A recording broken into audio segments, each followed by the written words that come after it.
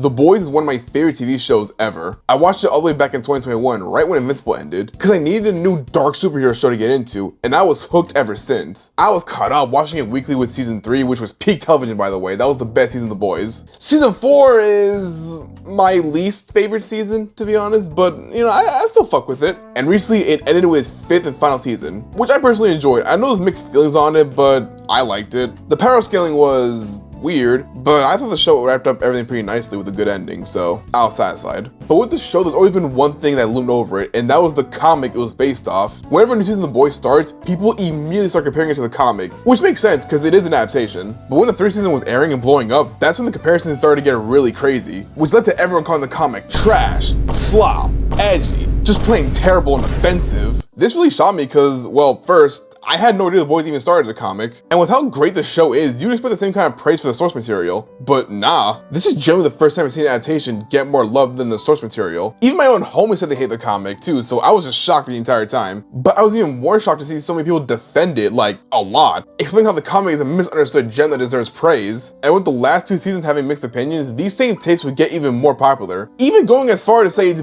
better than the show, which that had me perplexed. So I had to investigate and decide after the show ends, I'm gonna read the entire comic and talk about it if I liked it or not, and see if it's truly better than the show. And I hated it.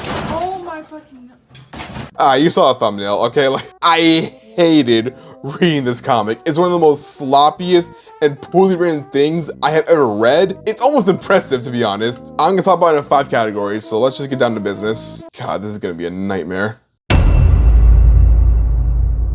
If you've seen The Boys TV show, then you already know the premise. Basically, superheroes exist in the modern world, but instead of being born with these amazing powers and becoming these new symbols of hope and justice and peace, these guys are just frauds. They're instead made into superheroes after birth with a drug called Compound V that gives them these amazing powers. They would go out and save people, but it's mainly for show, to make Vought, the company that makes Compound V, look good. As these so-called heroes are awful, they're these evil, egotistical psychopaths that views themselves as invincible gods and just do whatever degenerate evil thing they can come up with. And that's where Huey the MC comes in, as while hanging out with his girlfriend, she gets killed by A-Train, one of these heroes, leaving Huey depressed because there was no justice, because A-Train's the top hero. And Vought basically made him sign a deal to not say anything for some money in exchange. But he ends up meeting Billy Butcher, another person that got screwed over by Vought and his heroes. After talking for a while, he invites Huey to join the Boys, a secret task force of people seeking revenge on Vought. Huey hesitates at first, especially when Butcher just straight up gave him Compound V out of the blue. But finding out A-Train's part of the Seven, which is pretty much this universe's Justice League, the Boys can expose them and ruin them and take the company down with them, making him an official member of the Boys. All the gore was already over the top, which I'll get to later, but the show was also mad gory, so I didn't mind that much at first. And I knew from the jump that the comic and the show are a lot more different later on, so I was interested to see how it goes. They even dedicated chapters to Starlight, or Annie, a new hero joining the Seven, and you know where this leads. Where she gets assaulted. Unlike the Deep doing in the show, it's actually Homelander, Black Noir, and A-Train. Deep actually didn't do anything, it was those 3. And surprisingly, I didn't hate this. Again, something in the show that already happened, and it wasn't treated as a joke, it was something serious that really hurt Annie, whose dreams and ambitions are just being crushed. Like, she has no support on her team. They try to exploit her later on with her new suit. It's pretty depressing. The beginning of the comic isn't bad. It's actually alright. I mean, there was a lot of dumb, edgy shit that I didn't really like, and I'll get to that later, but I want to know how far they'll go in this revenge. And then they dropped the ball immediately, like in the very next arc, and I already wasn't liking it. I opened chapter 7 to see Tech Knight. I'll go into characters later on in the video, but I just gotta lay it out now. I hate Tech Knight. I hate him in the show. He was generally the worst part of that show, and I hate him here in the comic. I find this whole sex addiction thing to be incredibly stupid, even for the boy standards. The writer tries to make him sympathetic with it, but I just can't buy into it. He literally has urges to use anyone or anything he sees as a sex object, including his young sidekick, who don't even look older than 12. I'm supposed to feel bad for him? Because I don't. You literally want to smash your young sidekick. I'm supposed to understand and feel bad for you? Fuck all that, bro. Throw this whole character in the trash. It doesn't help that in this next arc, he plays a big role in exposing a hero that killed a teen. So great, more Tech Knight. A whole episode about him in the show wasn't enough, I guess. The comic had to make him an important character for a whole arc. Great, yeah, thanks, that's awesome. The next ones aren't too bad, but they introduced one of my biggest issues with the comic, and it's the pacing. It's all over the place. The boys are traveling around for more dirt on Vought, and then out of nowhere, we get this massive lore dump on Vought. How it started as an American military company, then started selling selling superhero comics and merchandise, then getting bigger, creating their own superheroes. We're 18 chapters in, by the way, and I'm already getting checked out. Why introduce all this lore and just dump it onto the audience? We're not even halfway through the story. So here in the comic, it feels so random and just forced. And this random pacing is an issue throughout the entire comic. The boys will do a mission for an entire arc, and then go insanely fast in the next chapters, ending off fights and moments so abruptly that all feels kind of pointless in the end. Like in the G-Man arc, which I'll get to later, but the ending of that arc was something for the boys to have a final battle against an army of supes, but out of nowhere, the fucking military showed up and just started blasting and killing everyone in the G-Men just so fast. There was so much setup with Huey and the G-Men, forming an entire friendship with some of the youngest members, which was also kind of rushed, but he was ready to fight the corruption of the group, and then this happened. It was real that Vought did this to clear their names in the public, but even with that, it still felt really random and kind of anticlimactic. And one of the biggest factors of the pacing to me is A-Train and Huey, because in the comic, Huey A-Train's dynamic is almost non-existent. Yes, he's Huey's main force to join the boys, but that's it. They interacted once afterwards. A-Train doesn't even remember him and he just leaves. Then 3 chapters later, Billy captures A-Train, off screen by the way, tied him up and offered him to Huey for revenge. To which, after antagonizing A-Train, letting all of his frustrations, Huey kills him out of a vengeful rage in just like 6 pages. That's it. I just hated this moment so much. Again, Huey and A-Train barely spoke to each other after Robin's death, and the fact that Billy just handed him on a silver platter just so easily made it even worse. There's no conflict, no battle, nothing. He rants at him, A-Train begs for his life, and he dies. That's it. This is the main character's like main rival villain, whatever you want to call it, and that's how we go out? This sucks. The comic does the same thing for its other plot lines, like with Queen Maeve and Starlight. During the final arc, she sacrificed herself to fight Homelander and help Starlight. It was portrayed as a super tragic and upsetting moment, like, no,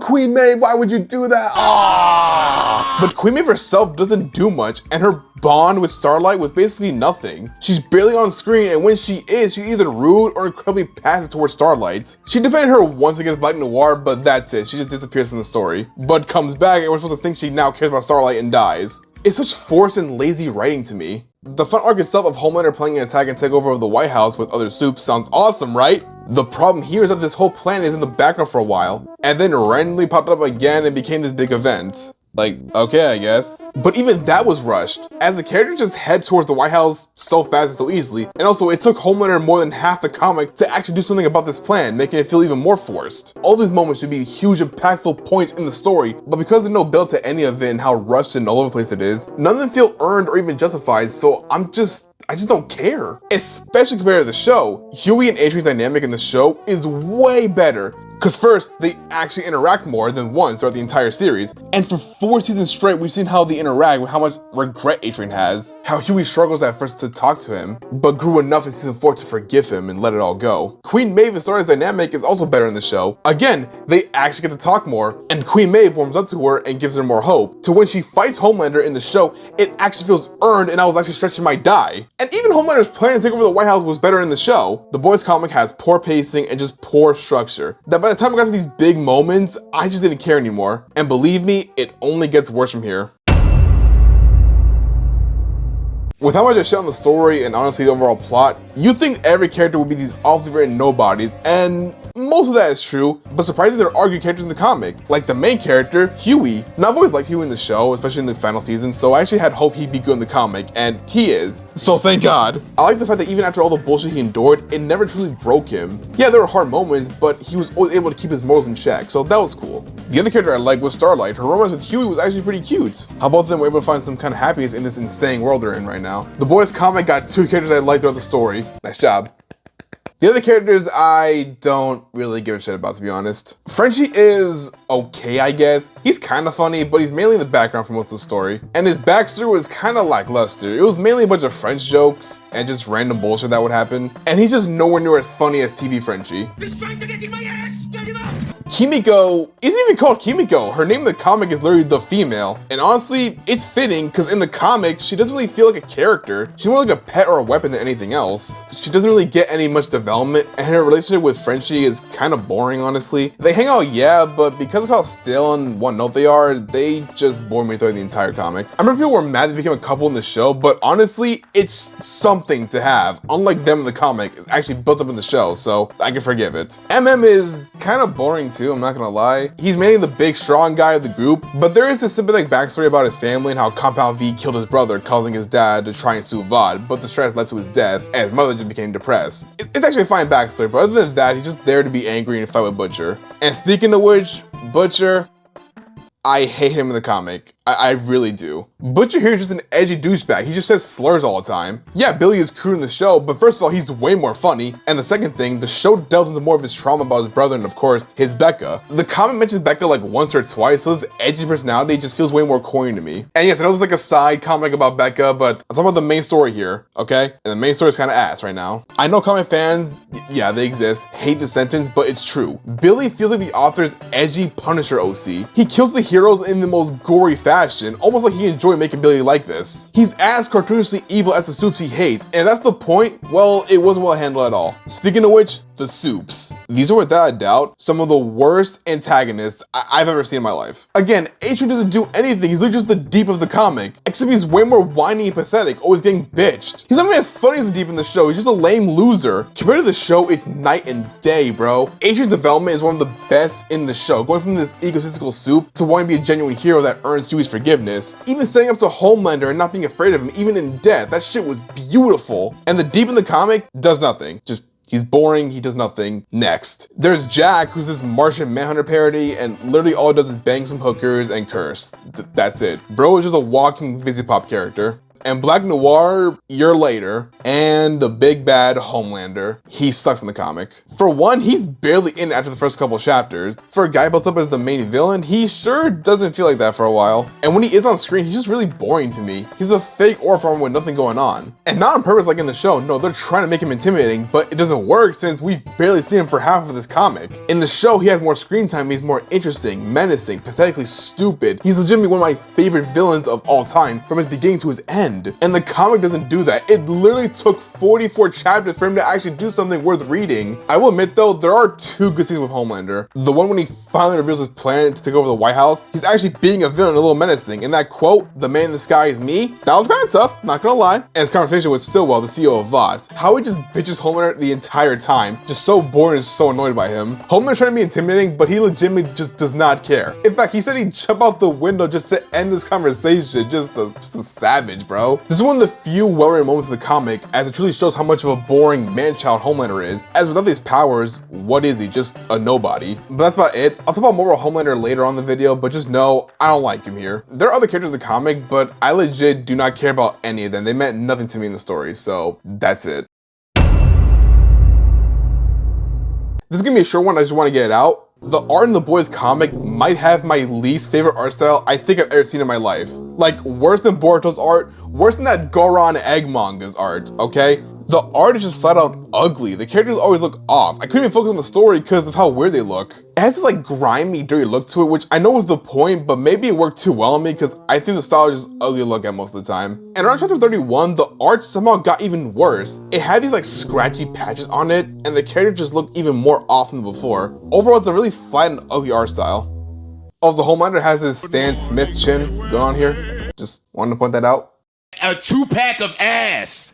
The ending to the Boys comic is bad. Little recap, Homelander found some pictures of the most insane shit he's done. I think he can be some god, he assembles his army of Stoops to take over the White House, which he does, killing anyone in his way, including the president. And when him and Billy are ready to fight, Black Noir comes in, took off his mask, and revealed to be a clone of Homelander this whole time. He was made in case Homelander went rogue, but because he never went that far, Noir lost it. He needed to get his fix in, so he decided to put on Homelander's suit and do some of the most heinous acts ever in the comics. Like, dude was eating babies! What the fuck is wrong with you? He took pictures of all of this, sent a copy to Homelander to make him snap, and give it to the boys because he doesn't really care about getting caught or not. He just wants to kill Homelander. Homelander realizes everything in his life was a lie. They fight, Homelander dies, and Billy kills Noir because he hurt his Becca. This twist and ending fucking sucks, dude. But not for the reason you think. As a concept, I think this can actually work. The idea of a clone created to do one simple thing, and he waits to fulfill that one purpose in his life, but he never got to do that, is interesting. That would drive anyone crazy. And the idea that Homelander is just this dumbass nobody that happens to have these powers is cool. The show itself has done this really well. But the reason why I hate this twist is because Black Noir as a character sucks here. He just does. He doesn't do anything in this comic to justify this twist, because he barely does anything at all. All he did was goes assault Starlight,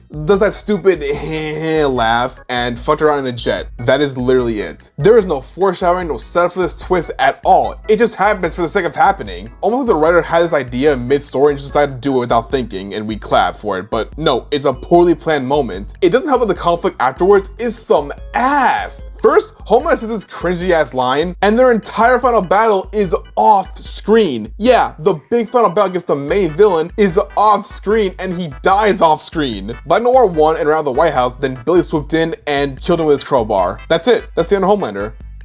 I can't even make jokes about this. I'm not leaving anything out. This is the fight. This is ass. It's the same fast-pacing issue I had in the beginning, but even worse, this whole fight didn't even last 2 chapters. This is by far probably the worst ending for a main villain I've ever seen in my life. And it makes my feelings towards the show's ending even stronger. Cause yeah, the ending of the show is way better. Billy and Homelander actually have their fight. Yeah, the power scale was off, but at least we see their fight happening. And the moment Homelander lost his powers and became the pathetic man-child he always was beautiful. I was genuinely smiling ear to ear when he got bitched, and Billy actually got his revenge in a satisfying way. Say what you want about the ending, but it's better than this baloney on my screen right now, bro. Also, why were comic fans talking shit about the other heroes not doing anything? It was all false advertising. When in the comic, the other heroes ain't do shit either. They got gunned down by the military in like 1 page. These guys are all bums. And I know the ending is actually Huey versus Billy, and yeah, it was cool, whatever, but the show did better anyway. I need to move on from this trash, man. I'm getting burnt out.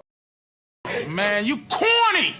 And the last thing I want to say about this is what I hate the most about this comic, and it's the fact it's one of the corniest things I've ever read. It's known that Garth Ennis, the creator of The Boys, hates superheroes, which is the main reason why he wrote The Boys, as he thinks they're meaningless, and because of how popular they became, other comic genres got shafted.